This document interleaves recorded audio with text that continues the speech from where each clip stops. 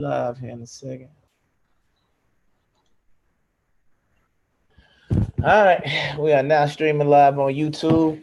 It's not a Monday edition, but this is going to be a midweek edition of the the aftermath with Saul G. Somebody just came in already, or was that you? That was on my end. Sorry. Ah, okay. Nah, you all good. I heard the doorbell go up. I was like, dang, somebody else just showed up real quick.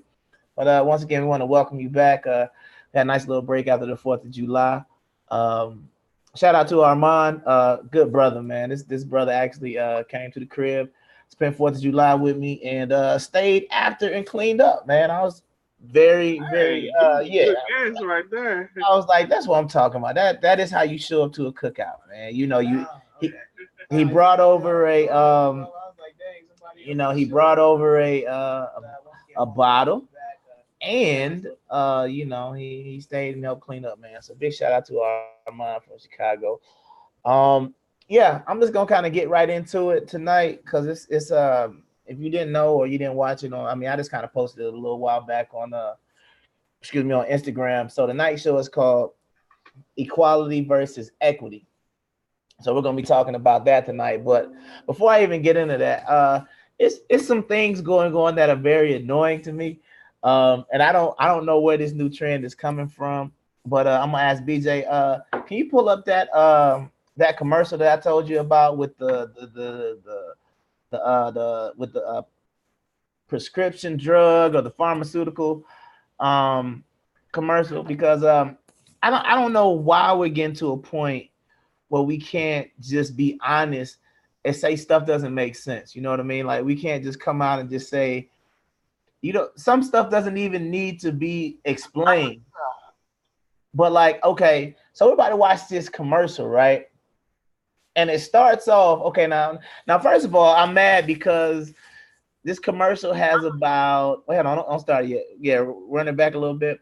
So first of all, I'm mad because the majority of the people in this video, they share the same pigmentation as me. And it's talking about is people who could possibly have AIDS. So as I'm watching this commercial, right, and I'm sitting there and I'm going back to thinking about it, I want you to watch the first part of the clip, and I want you to, and I'm gonna tell you when to stop, BJ, but I want you to kind of just watch what they're saying, and then it's kind of sort of like the guy kind of explains what they're saying, but it's kind of like, well, we already knew that. That was a dumb thing to say. So just go ahead and play the beginning part for me. I'm on the pill. I'm on the pill. I'm on the pill. I'm on the pill too. But it's not birth control. It's true. Okay, stop. What was that? 7? I mean, 6 out of the 7 people were dudes, so we knew it wasn't birth control. Like, did my man really need to come out and say, "Hey, look, I'm not on birth control"? Because like as soon as that guy came out, you knew it was not birth control. Man, as soon as you saw another man, you knew I'm on the pill. Like it couldn't be birth control because men we don't take birth control. But this commercial to me is it's annoying to say the least, but it's also kind of one of them things where I start saying like things that are just going wrong right now, and this is one of the things that is going wrong right now. Like we can't be honest, and it's a commercial with a lot of people saying like basically what they're trying to basically say is they have this pill called Truvada, and basically it can help stop the spread of HIV. But if you look at everybody who's in this commercial, it's black woman, and then it's transgender woman, gay dude, gay dude, gay dude, gay dude.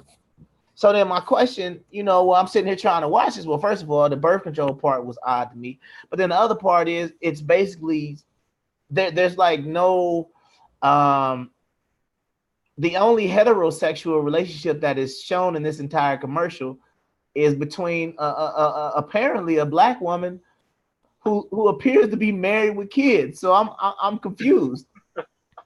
What AIDS or what's HIV is she trying to prevent? Because when you see like of course, okay, like this has the cliche dudes dancing in the studio, and they had these other 2 dudes in the movie, And then they have this transgender woman, and she's out to dinner, apparently meeting her significant other's parents or something like that. And I'm just like, well, this is weird.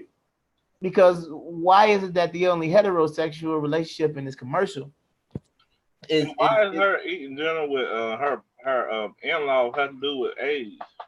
I mean, well, obviously, she's transgender, so you got to be honest. She don't have the proper sexual organs, so it's going to put her more at risk with whoever that she's dating. Apparently, I mean, that's what I guess. I try not to keep up with that.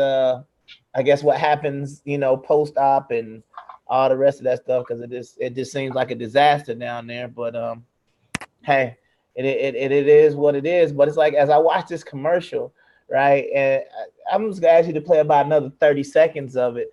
It's like I'm sitting there and I'm looking at it and I'm like, well, everything you're saying is to me kind of obvious, but just kind of sort of like, this is one of those, like, everything in it is obvious to me, but because we've gotten to a point in this country where we want to go ahead and say, like, I mean, some people, I remember somebody said that a transgender woman should find a good OBGYN, and I said, for what? She doesn't need a gynecologist. Why would she go to a gynecologist? I mean, it's just like I don't know, man. For all the people who believe in climate change, but we can't believe in just two genders, like, it doesn't make any sense. But anyway, play like about another 15 to 30 seconds, and then I don't know if I'm gonna be able to take anymore. And I'll go ahead and get into what we were talking about tonight. Go ahead.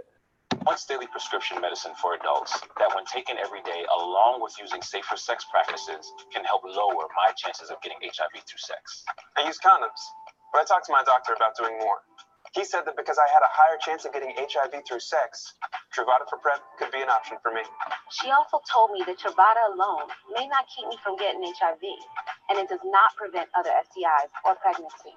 You must be HIV negative. Okay, stop. So you need to get... My question is, why does his doctor say he has a higher chance to get HIV? I mean, it's a situation where, like, we know what it is. We know the reason why, but a situation where he's like, I use condoms. Well, good job, buddy. You're supposed to. You know what I'm saying? Like, it's just like this whole commercial to me is weird, and I'm still trying to figure out the black woman angle. I don't get it. I don't get why she's even in this commercial, why she's talking about it. Yeah, ain't she married with kids? Like, that's what it looked like. She looked like she's at a family barbecue. How is she at risk? I don't understand. Like, if she's married with kids, how's she gonna get it? Let's say her husband stepping out or something. I have no idea, but that was one of those things that when I started looking at it, I'm just like, this doesn't make any sense, and nobody is really coming out and explaining it. But all right, you can minimize that real quick, because I kind of want to get into I guess the main topic for tonight, which is equity, equality, all these kind of buzzwords that we like to use every now and then. I think the big reason why I want to do this topic is because it's just been a lot of things lately that I just kind of been noticing. And as I've been noticing certain things, because I mean, we had the World Cup, and we just got through at Wimbledon, and we just got through with it's just been and then I mean, I was even watching NBA Summer League, and it's this kind of sort of recurring theme that I kind of keep hearing. And I kind of sat back and I had to think about it for a second. And I said, I think it's, once again, we need to be honest, right? A lot of people say, I'm fighting for equality, or I want equality. And I was sitting there thinking about it, was it equality or is it equity, right? Because equality is one thing and equity is another. I forgot to send you this picture, but you seen the picture where it talks about equality versus equity, and it's got the kids trying to watch the baseball game with the boxes. No. So basically, it's three kids, right? And on the equality side, right, it basically shows, like, because that's what equality is. Equality in the picture shows like there are three boys, all different heights, and they all get like a 12-inch box to stand on to try to watch the game. Okay. But equity is you got the taller kid who can just see straight into the game. The somewhat medium-sized kids gets like a medium-sized box, and then the real short kid gets a much higher box, but they're all the same. You see what I'm saying? So they all are like looking at the game at the same height, and that's on the equity side. So sometimes I think when people say they want equality, I don't know if they want equality. I think they want more equity than they want equality. Because to me, when they say equality, that just means everybody gets the same, right? We all start off the same. We still are all afforded the same opportunity, right? Yeah, but So that isn't possible because we all are different people with different lives. We all don't have the same life, so. correct. But that's what I keep trying to say. I think that even if you're talking about equality or equity, sometimes I feel like I don't know if it is an obtainable goal, right? Because when you talk about true equality, or if you talk about, people say, oh, I remember, I think Serena Williams said something about, I'll continue to fight for equality all my life, which is fine. Yeah, she's going to continue fighting for it all her life. Right. But it's a situation where if you think about, especially the people who, I don't want to say, I guess the only word is you want to use the word term complain about not having equality. To me, those are the people who are left further behind. And I'll give you an example. Okay, so I was watching, I watched this real good documentary on Netflix, right? It's called the Black Godfather. Did you see that? No, I even heard of that. What is that about? It's about a guy. I can't remember his name right now, but basically he's been behind the scenes of a lot of major, movie deals. He's known about 3 or 4 presidents. He basically was this guy behind the scenes. I'll get his name before the end of it, or actually, if you could just Google the Black Godfather on Netflix and get me his name, then I can explain a little bit more. But it's basically about, like, he was back in the 50s and 60s, and he was working with Bill Withers, and he was getting all these people in the room together, and he really wasn't a lawyer, he wasn't an agent, he really didn't have this like specific title, but he basically wanted to ensure that everybody got paid. He wanted to ensure that the contracts were fair.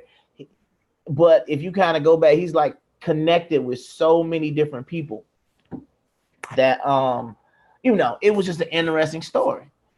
And the way I look at it is, okay, it's 2019. For this guy to do what he did back in the 50s, 60s, all the way up until now, I feel like he's what I consider like your trailblazers, right? Your trailblazers on that search for equality. Okay?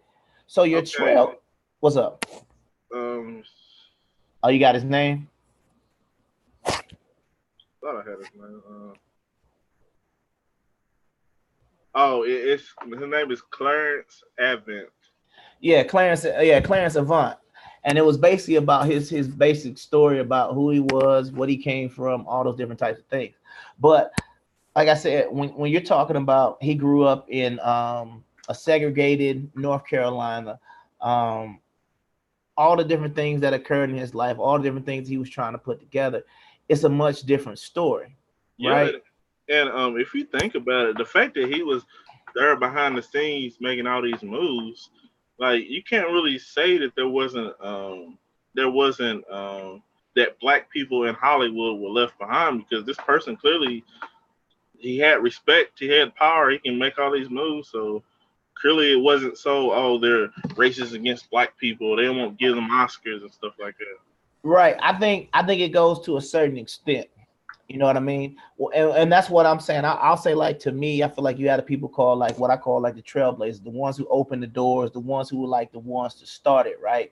Yeah. But once they started and they open that door, then it becomes very difficult to scream about how things are not fair, because things are not fair on a whole lot of levels, right? Yeah.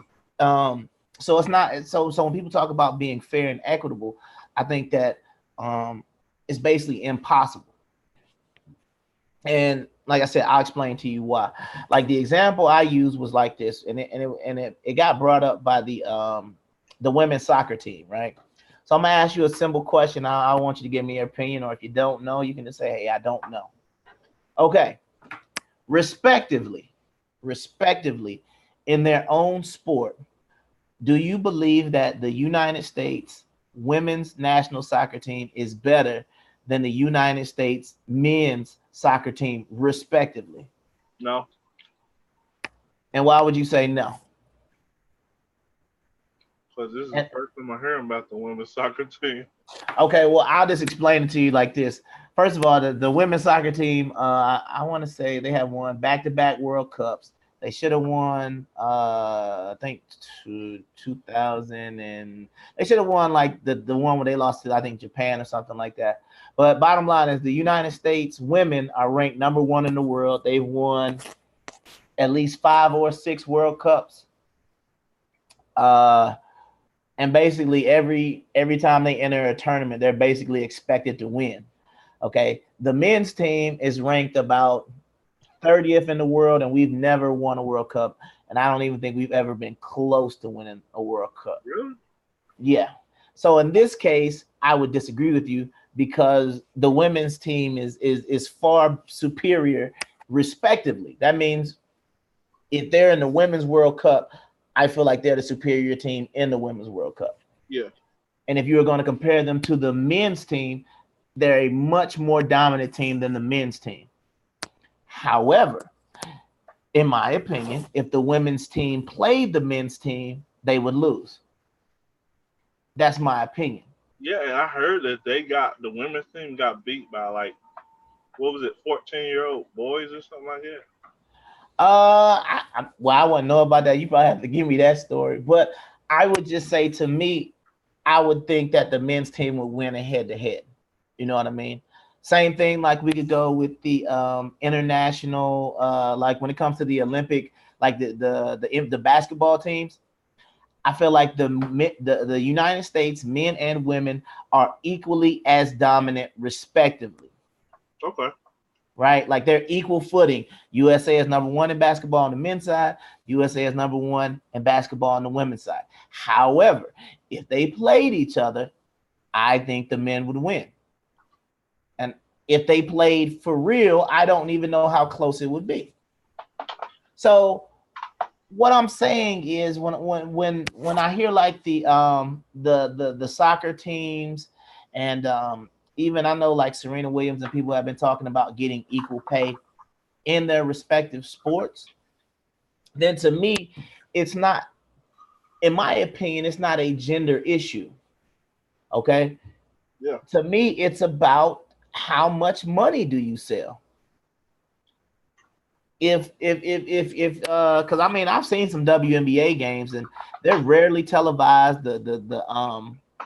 The arenas are pretty much empty, even in the playoffs. I mean, they're not really like packing it in, right? So it's all, to me, based on sales. So if the WNBA wants the same amount of pay that the NBA players get, then to me, they would just need to provide the revenue. Yeah. That's the reason why I believe women's tennis should be paid equally, if not more, than what the men's do, because they have to me, in my opinion, a much larger draw than the men do. Excuse me. But the more and more I kept hearing about equality this, and I'm fighting for equality and equal rights and all those different things. And I took a step back and I had to sit back and think about it for a second. And I said, it seems like I feel like there are two large group of people who have been, talking about equality for a very long time. And it seems like they're still basically in the same position that they were when they started. And they still holler about equality no matter what kind of wins they get. Correct. But see that's the one thing that I feel like, and it's just my opinion, I feel like the two loudest voices for equality have been Black people and women. Right? Yep. And you can say the women's suffrage movement, some people say it started with Helen Keller. Go ahead. You saying, what? I would also say the LGBT now. Yeah, I'm talking about longevity though. Oh, okay. Okay, Yeah, yeah. I would say longevity. I would say now, yeah, you could throw them in there as well. But at the same time, when you start talking about equal rights and things like that, I think it's an unobtainable goal, right? Because nothing is ever equal because we all have different talents and abilities and we all have a different starting point. So Yep. nothing will ever be equality will never exist. You know, I remember it was a situation where I look at certain fields and like I do transportation and logistics and things like that. And if I and if I had a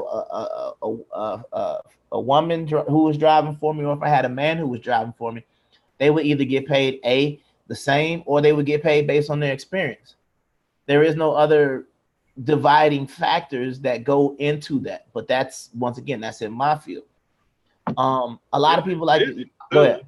You said what now? Too, because if you have a really good driver, and regardless of whether they're male or female, you want to pay them more so they can stay. Correct. But see, the thing is, you have people out there who want to, like they'll point out the wage gap, right? And that's another thing that I kind of look at, and I'm like, okay, I hear what you're saying, but I need to know what industry you're talking about. Because if you want to look at the wage gap and they throw everybody's income in there, then you've got a couple of industries that are basically going to throw it off. Like professional sports is going to throw off that margin. And then you got, some big heavy hitters like Warren Buffett and the guy over Facebook and Jeff Bezos over Amazon. They're gonna mess up the numbers. Yeah. So when you start looking at the wage gap, that's because you got like 10 men who are just extremely rich. You know what I mean? Extremely rich, and they're gonna throw off like the average. Because I mean, that's what a lot of people love bringing up, the wage gap, and they say, well, men earn more than women, and I'm just like, can we do this a case by case scenario?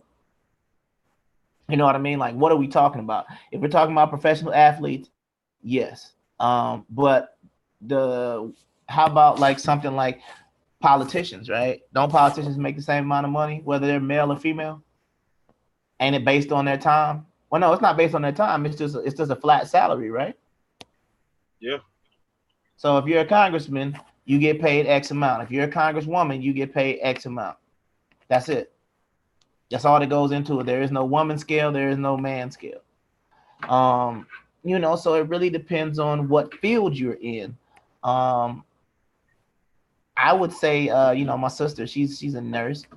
I'd be willing to bet that female teachers, female administrators, female nurses make more than men do.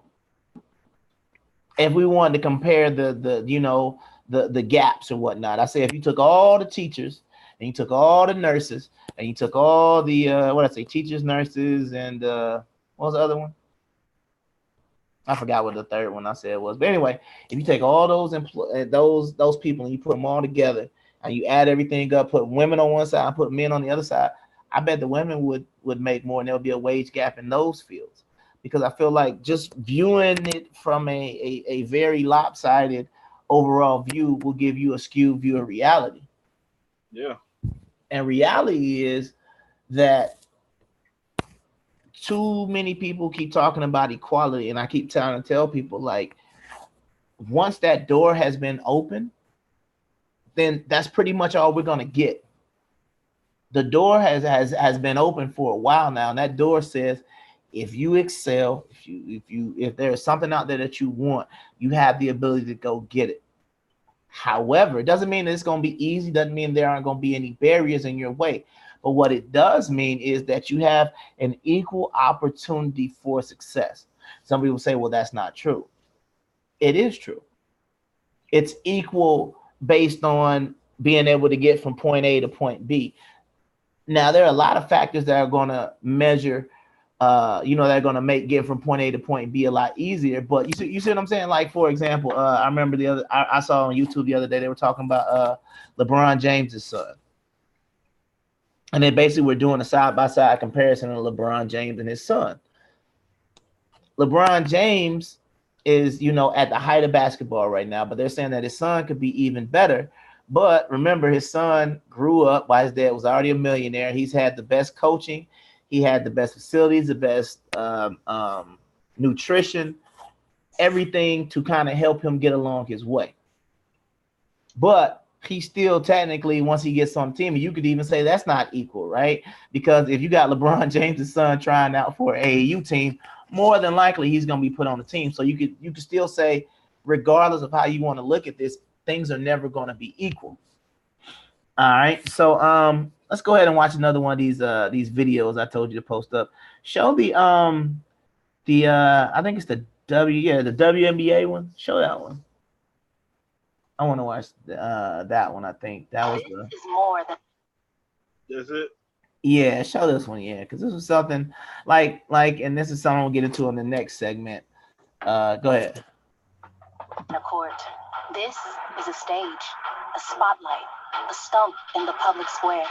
This is a place where athletes, driven by dreams and fueled by fans, are going to rewrite history as her story. This is a place to make way for change. And now is the time to watch the games. Oh, okay.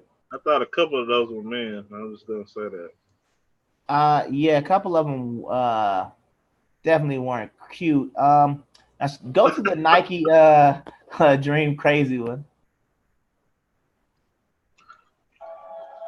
If we show emotion, we're called dramatic.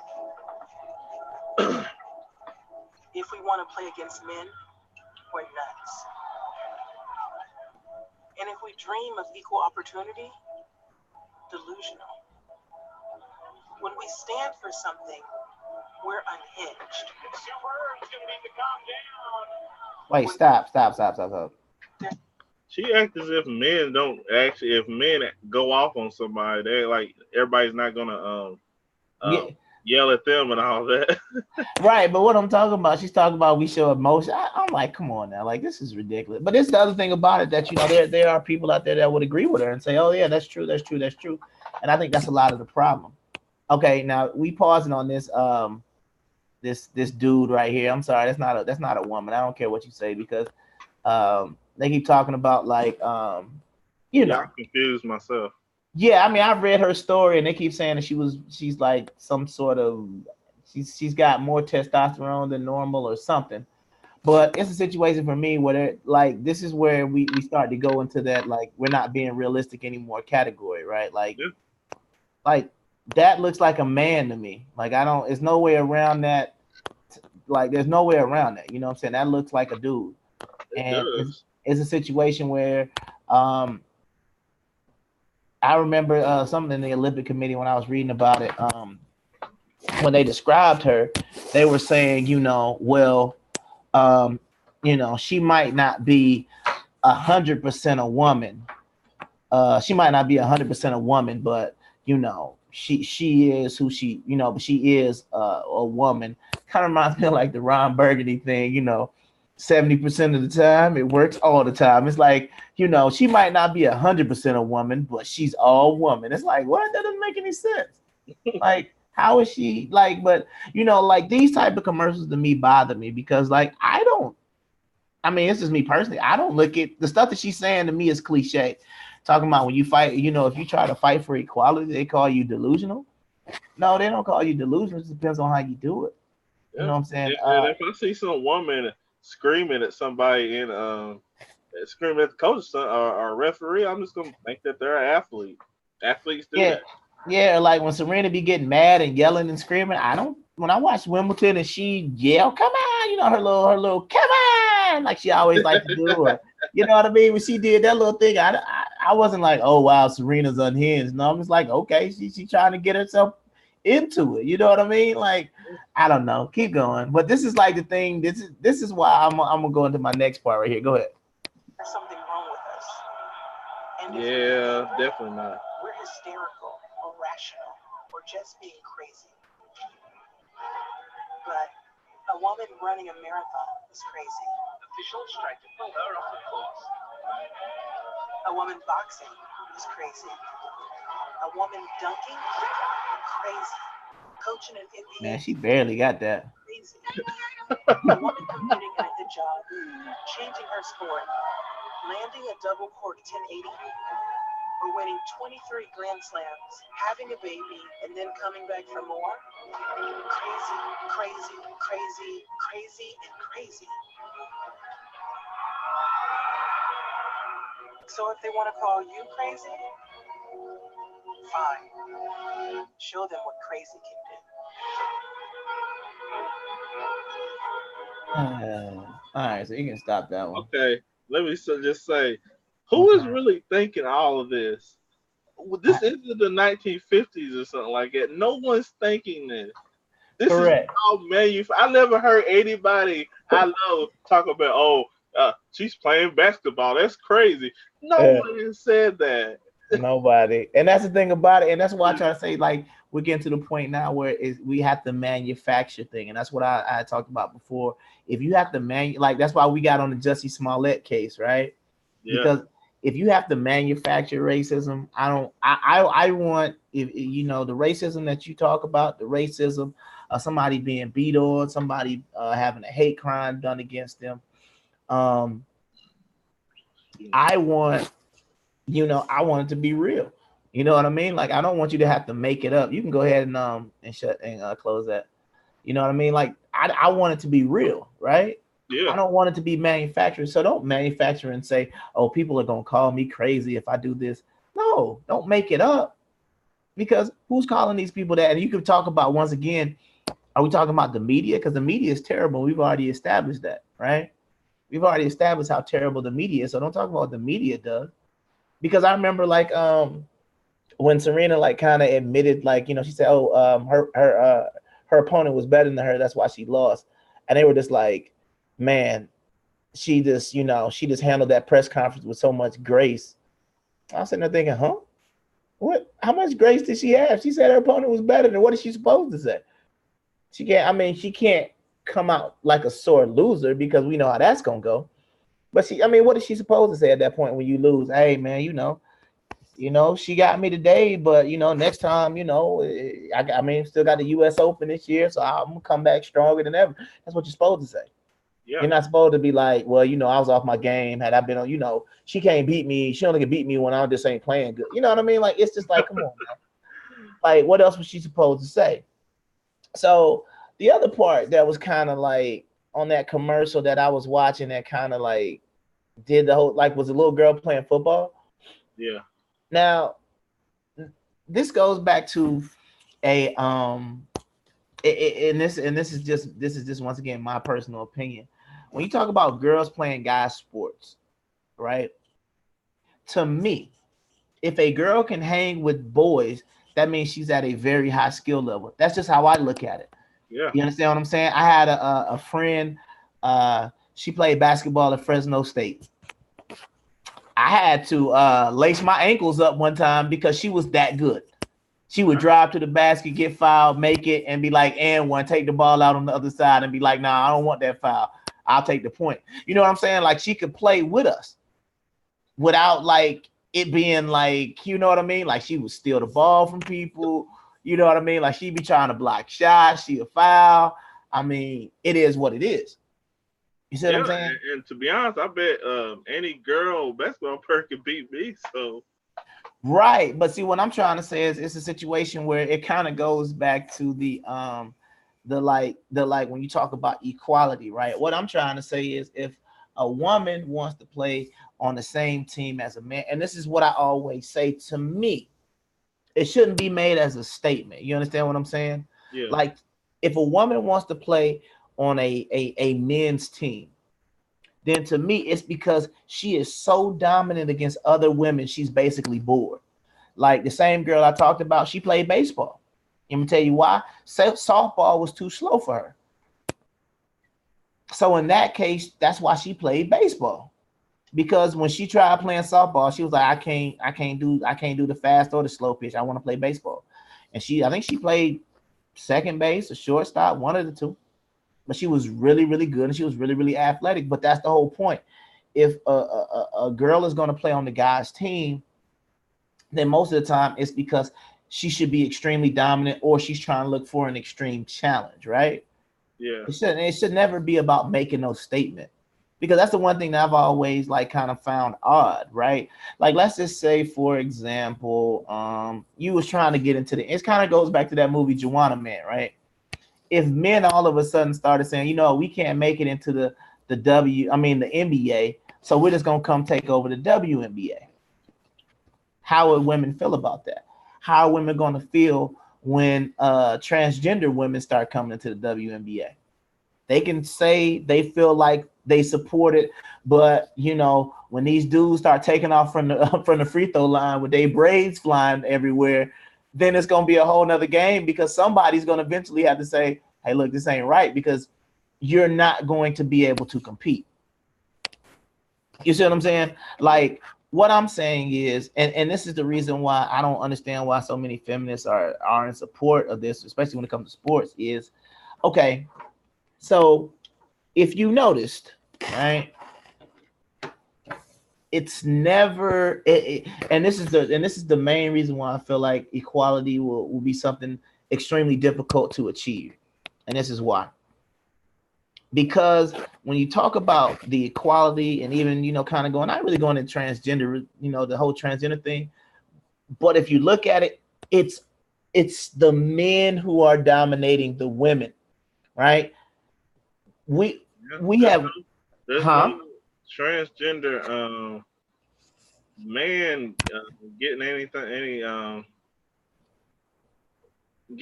winning any trophies or anything.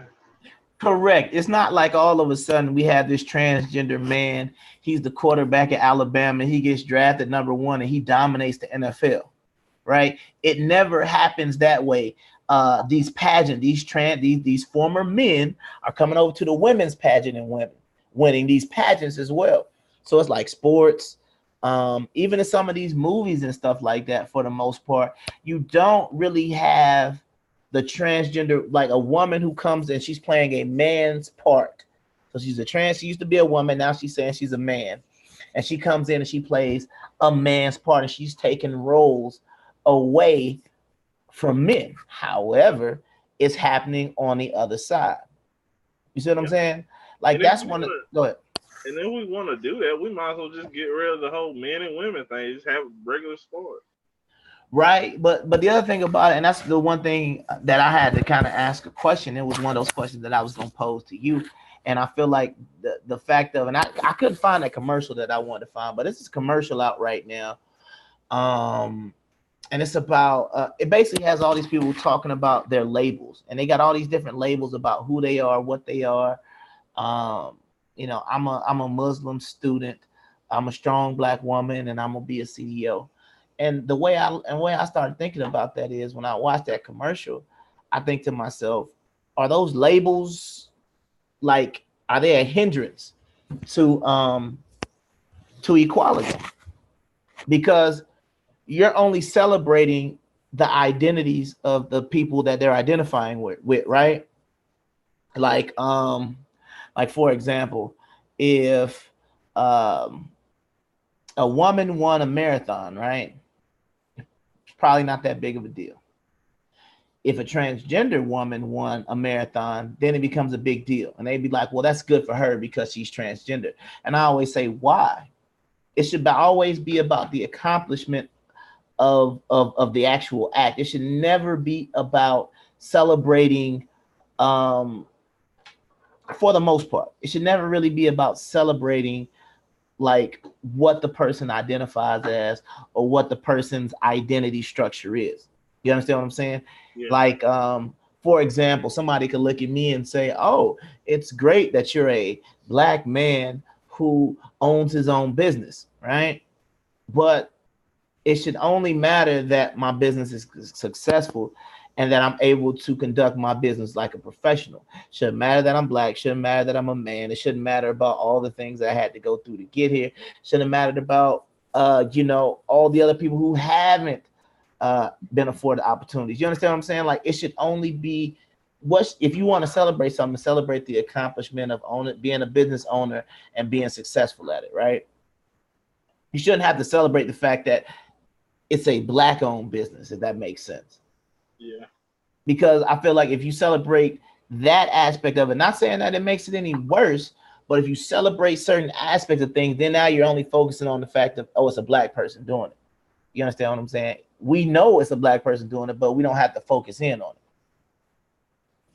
You see what I'm saying? Like for example, you never hear anybody in the NBA really get celebrated for being Black. Have you noticed that? No, because most of them are Black. Most of them are Black and they dominate. So it's not like somebody is talking to Russell Westbrook at the end of a game and saying, hey, Russell, man, as a Black man in the NBA, man, whew, man, you guys have just really come a long way. He probably look at you like, huh? What are you talking about? Come along. You know what I mean? Because it's the norm, right? It's the norm. Normally, what do we do in the NBA? We celebrate the non-Black players, right? The European players or the few white players who are actually able to kind of sort of still, excel in the game, because there aren't that many of them, right? And because there aren't that many of them, that's the reason why, anytime one of them kind of sort of has a little bit of superstar potential, they get a lot of hype on them. But if they don't pan out right, because that's just basically how it is. You see what I'm saying? Yeah, I get what you're saying. And it's just a situation for me. It's only pointed out if it's something that you're supposed to not be doing. Like I remember on that commercial, they had this one girl at the end, and she said, "I'm a proud transgender Latina," and I'm like, that's fine to be a transgender Latina, but what does that really mean? Yeah, how's that? Is that helping you out, or like what is it? But what I'm saying is, it's like you're only celebrating what she identifies as. She's celebrating the fact that she's transgender. She's celebrating the fact that she's she's a Latin woman. However, why is she, what is it about her that we're supposed to celebrate besides those two facts? We shouldn't just celebrate the fact that she's transgender, and we shouldn't just celebrate the fact that she's Latina. You understand what I'm saying? You need to actually do something. You understand what I'm saying? Or otherwise, it's just pointless. And I think that's one of the biggest, to me, hindrances from equality, is because when we talk about equality, it always comes down to how you identify, right? It always comes down to this. And it's a situation where I look at any one of those type of identifiers, right? And I always think to myself, if you can't say the opposite without it being offensive to somebody, right? Then to me, I think that's what I call it's one of those it's like a hindering identifier. And I'll give you an example. Like for example, you could say, no, you shouldn't be offended by the woman who's like, there was a woman on there who said, I'm a strong Black woman and I'll be a future CEO. That shouldn't really bother you, right? Like nobody should take offense to that. Nobody should be offended. So then if you kind of break it down and you say, okay, if somebody said there was a strong Chinese woman, would anybody be offended by that? Strong Latin woman, strong white woman, strong what's left? Indian woman. I don't know. You know what I'm saying? And that's just what I look at. Or when that one girl had a shirt on that said on the WNBA commercial, she said she's a strong feminist, right? And then my question is, so what's the counter to feminism? As a man, what is the equivalent thing that we have that we can say, I'm a strong whatever? Is it chauvinism? Is that technically on the other side of feminism? Chauvinism? I don't know. There's a men's right movement. Is that what you're talking about? No, I'm just saying like for example, to kind of sort of see whether some of these things have merit or not, you should be able to put it on the other side. Oh, okay. Right? And that's what I'm trying to say. So if the one lady said, I'm a proud transgender Latina, right? So if a dude said he's a proud heterosexual man, or even, let's say, proud heterosexual white male, is that offensive? You see what I'm saying? Like, if you do the same thing with how you identify, then it shouldn't technically offend anyone else, because you're just basically saying how you identify as well. So that's the reason why a lot of these identifiers, sexuality, race, sometimes gender, I think sometimes can be like a deterrent to equality. Because how can we ever be equal if we're always focused on how we separate ourselves from each other? Yeah. It's You really, know? it's a really good. Yeah, and the like I said, the last thing I'm gonna say, and then we're gonna kind of sort of wrap it up and see if you got anything else. But yeah, that's just basically what I've been looking at, and just as I've kind of been watching some things, and I hear how people talk, and you know, everything that's coming up, based on your sexuality, your gender, your race. I feel like the more you focus on those three things, your gender, your race, or your sexuality, the more you focus on the further away you're going to ever get from that equality that you want. Because my whole thing is, and a lot of people can't answer it, when you say, okay, well, what does equality look like? And then when you wait there for an answer, and they're like, well, equality is when, we can stop fighting. I'm like, that doesn't make any sense. Like, you can stop fighting right now, and it's not. And that'll never happen, because that's just human nature. Human nature is always in conflict. Right, but my thing. Go ahead. Those people who want equality, they're just fighting against human nature. Right, because the situation where the other thing that you can't fight, if somebody doesn't like what you stand for, then no matter how much you fight, you're never going to win those people over. Yeah. You know what I mean? Hating them is not a way to get them on your side either. Correct, because it's like now, it's a situation where I remember, I guess the one soccer player, Megan Rapinoe, she said she's fighting for LGBT rights, and I'm like, ever since Obama's been in office, like, gay people can get married. So what other rights is she fighting for? Yeah, like as soon as they got the right to marry, that should have been the end of it. Because you can say harassment, but thing about it is people get harassed for all kind of things. People get harassed for the color of their hair. Like, it's not being harassed is not just the LGBT thing. Yeah, but I think she said, she wants to live in a country where no one is bullied or assaulted for their sexuality. And I'm like, well, that's never gonna happen. There's no countries alive that like that. Correct, but that's the reason why, like, sometimes I think these people, that's the part that I do think where people are kind of delusional in this, because if you want to have an honest conversation about equality, what that means is you're given the same opportunities as everyone else when you're qualified, for the most part. But it doesn't mean always. It doesn't mean always, because it's like this right now. If you think about how many, I love using a whole bunch of sports now, but you think about how many basketball players there are in Division I basketball. There's tons of them. There's only like 300 spots in the NBA. But there's about 10,000 basketball players in Division I.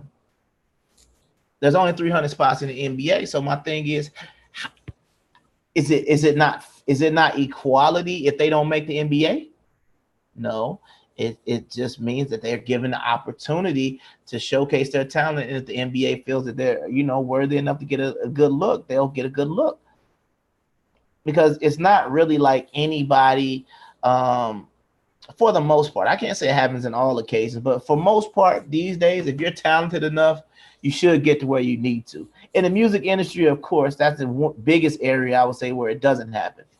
But for the most part, if you're talented, you'll get to that next level most of the time, except for like in music and movies and things like that, where you got these other bigger hurdles and things like that. But if we're talking about sports, you're good. In business, it could depend on a lot of financial things that are going on as well. But once again, if you're a lawyer and you excel in law school, it shouldn't be too many deterrents to prevent you from working for that big firm, especially like your race. You know what I mean? Like, I don't think that is really as big of a problem as we would like to make it seem versus what it would have been maybe 70 years ago. Yeah. You know what I mean? And then, like I said, I think the other thing is because you're starting to see success with our pigment as well. You know what I mean? Because I kind of went back and if you kind of go back and start looking at some of the quote unquote trailblazers for, like Thurgood Marshall, like they were all fair skinned. They were black, but they were all fair skinned, fair haired black people. You understand what I'm saying? Yeah. And a lot of those people who started breaking into Congress and the Senate back then, they were all fair skinned, good hair, kind of almost passable black people. You know what I mean? So then that's kind of this kind of how I looked at it a little bit. And I thought that, some of these things could be worked out, but I just really think that we're getting to a point where we need to just basically kind of stop with the excuse making, stop with the we want to keep tearing ourselves down to give ourselves excuses to feel the way we feel.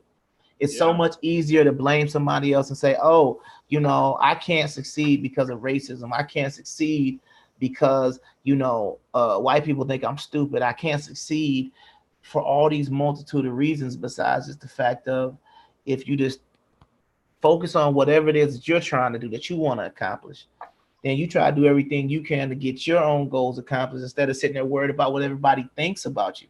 Right? If somebody thinks I'm stupid, why do I care what they think? In my business, right? In the business that I conduct, how could racism or how could somebody thinking I'm stupid affect what I do in my business? It doesn't. I still go straight on the same board, select my loads. I still send the same people to it. It will be a situation where those type of things that go on now, like for quote unquote racism, like for example, if I need to send one of my drivers to a hotel and they told me, man, don't send me there. The front desk is racist. Then what does that mean? That means I'm not going to spend my money with that hotel. You understand what I'm saying? Yeah. So I am being the selector and they're losing out on money because of their bigotry and their hatred. I'm not missing out on anything. You understand what I'm saying? Like, it's not like my business is going to shut down because that one hotel says, nah, we don't really want you staying here. However, they tried to get their point across. You see what I'm saying? So. Yeah. And, go ahead.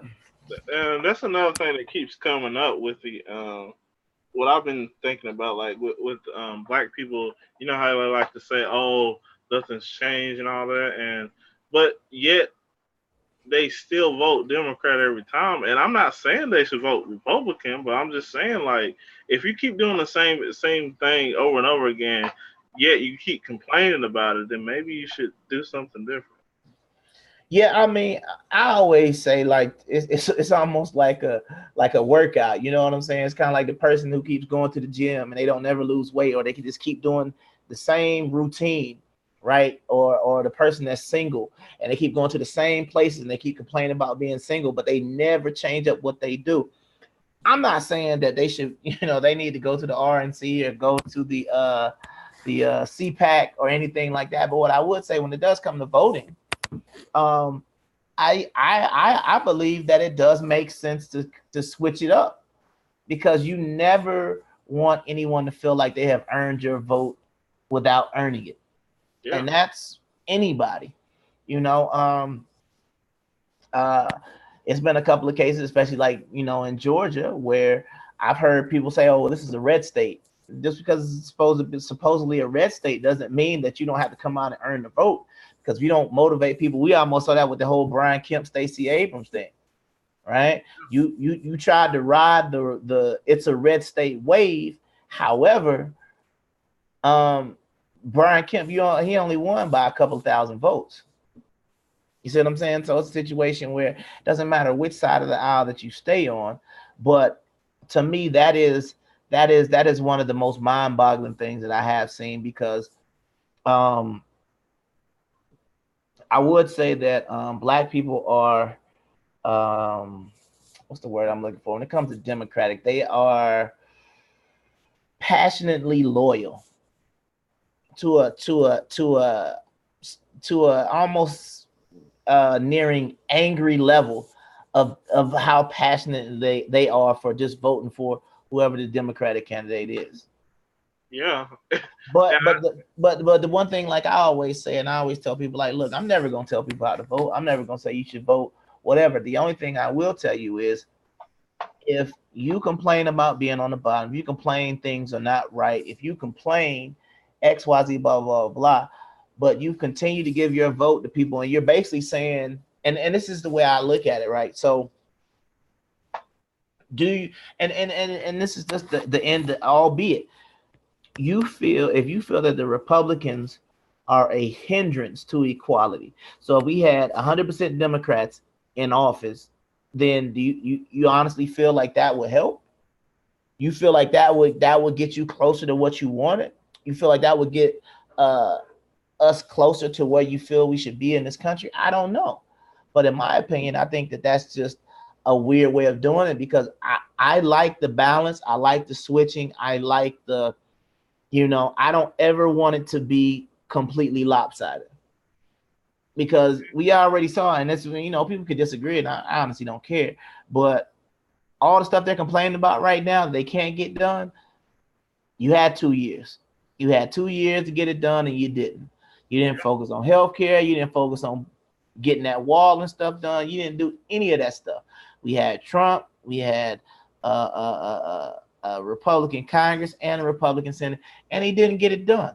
Period. It ain't no way around it. It ain't no way to try to sit there and say, well, they did this and they've been blocking him and the media. No, none of that stuff matters. The bottom line is, when you had all three houses under control, you didn't do anything. Now, yeah, it wasn't a super majority. I get that. But at the same time, you didn't get it done. So you can't complain and say, oh, well, it's because that. Because we've seen this before. Same thing like with Obama. His first 2 years, when he had his super majority, he didn't have a super majority, but he did have a majority. It's the same thing. All the things that he talking about, Republicans were trying to block, you still could have got things done if there was something that he wanted to get accomplished. I'm not saying he didn't.